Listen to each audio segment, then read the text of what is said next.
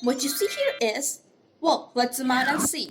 The spike proteins on the SARS-CoV-2. Created by researchers at the University of Texas, this atomic scale 3D map shows the molecular structure of the spike protein. From the RNA of the virus, researchers separated the gene coding for the synthesis of this protein to make this virtual image. This gene stores information on how to create this protein. The discovery of the 3D map is a breakthrough because it revolutionizes the way the properties of the spike protein can be used to triumph over COVID-19. Each of the different colored ribbons or different polypeptide chains are arranged to form this complex structure.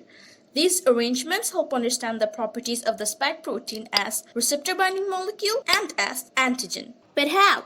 Let's explore. The spike protein or S protein has two functional subunits. S1 is the receptor binding domain, which is specific to the ACE2 receptor.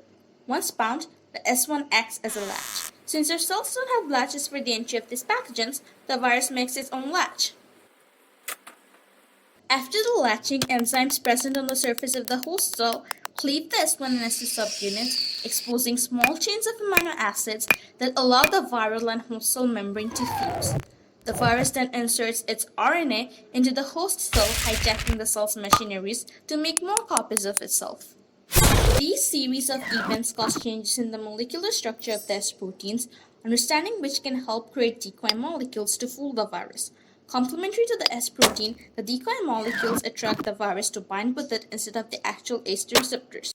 Decoy molecules can be used as a treatment to reduce the severity of the infection. Interestingly, the S protein in its pre-fusion form serves as an antigen. Antigen is the identification code on a cell. Now, the S protein is an antigen because it lets your immune system know that the SARS-CoV-2 has entered.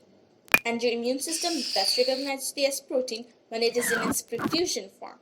Using these properties of the S protein, the fascinating mRNA vaccines are developed. Remember how a specific gene sequence codes for the S protein? Researchers isolate that sequence and make a copy of it called mRNA. The researchers then engineered the mRNA so that it codes for this prefusion stabilized S protein. This means its abilities for structural rearrangement are seized so that its antigenicity, which is its ability to be recognized by immune cells, is increased. The engineered mRNA is then encapsulated in a lipid-based nanoparticle ready to be injected into the body where it targets the lymph nodes. Cells in the lymph nodes read the instructions in the mRNA and make the S proteins. Cells then act as if they've been infected, displaying the S proteins on the cell membrane as flags to indicate the immune system of infection. This trains your immune system to recognize the S protein and to take rapid action when the actual SARS-CoV-2 invades. Eureka! We got this!